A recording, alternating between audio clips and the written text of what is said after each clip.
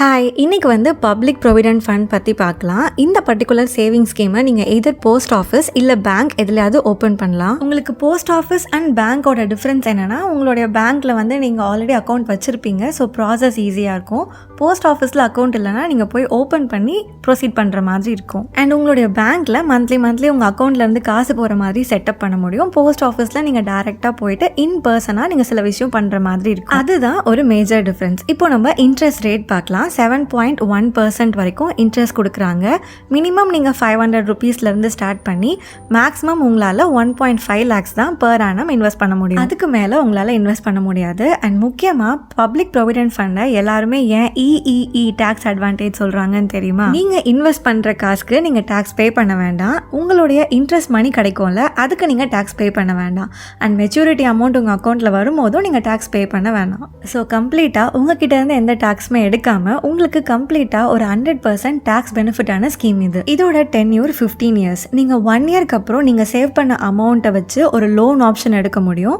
5 yearsக்கு அப்புறம் பார்ஷலாக வித்ட்ரா பண்ண முடியும். 5 yearsக்கு அப்புறம் ப்ரீ மெச்சூர் க்ளோஷர் பண்ணலாம். அதுக்கு வெறும் 1% பெனால்ட்டி தான்.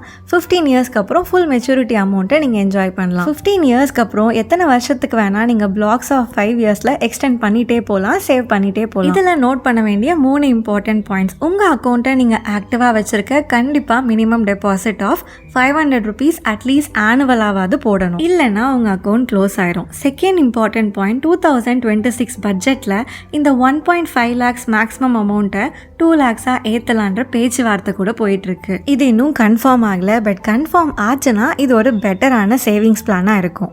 உங்களுக்கு ஒரு சின்ன டிப், எல்லா வருஷமும் 4th இல்லைனா 5th மந்த் அப்போ உங்களுடைய சேவிங்ஸை டெபாசிட் பண்ணிங்கன்னா உங்களுடைய இன்ட்ரெஸ்ட் வந்து லோவஸ்ட் பேலன்ஸில் கால்குலேட் பண்ணுவாங்க. அது உங்களுக்கு ஒரு ப்ராப்பரான ரிட்டர்ன்ஸ் வர்றதுக்கு ஹெல்ப் பண்ணும். இப்போது இந்த இன்வெஸ்ட்மெண்ட் ஸ்கீமில் ஆனுவலாக மந்த்லியாக இன்வெஸ்ட் பண்ணால் எவ்வளோ ரிட்டர்ன்ஸ் வருது அப்படின்றத பார்க்கலாம். First annual investment. நான் சைடில் வந்து இன்வெஸ்ட்மெண்ட் எழுதியிருக்கேன். அண்ட் 1 year, 5 years, 15 yearsல மெச்சூரிட்டி அமௌண்ட்டும் எழுதியிருக்கேன். இது வந்து 1 yearக்கு ஒரு தடவை தான் இன்வெஸ்ட் பண்ண போகிறோம். அப்படி இன்வெஸ்ட் பண்ணால் எவ்வளோ கிடைக்குது அப்படின்றது பார்க்க போறோம். 500 rupees இன்வெஸ்ட் பண்ணா 1 yearக்கு 535, 5 yearsல 3085 and 15 yearsல 13560 கிடைக்கும். இதுவே நீங்க ஆனுவலா 1000 மட்டும் இன்வெஸ்ட் பண்ணீங்கன்னா உங்களுக்கு 15 years கழிச்சு 27,121 கிடைக்கும்.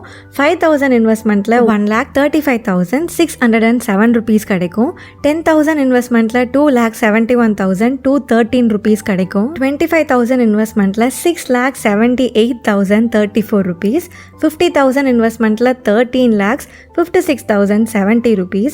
1 lakh இன்வெஸ்ட்மெண்ட்ல 27,12,139 rupees. 1,50,000 இன்வெஸ்ட்மெண்ட்ல 40,68,209 rupees கிடைக்கும். ஸோ நம்மளால மேக்ஸிமமாக 1,50,000 rupees தான் இன்வெஸ்ட் பண்ண முடியும்.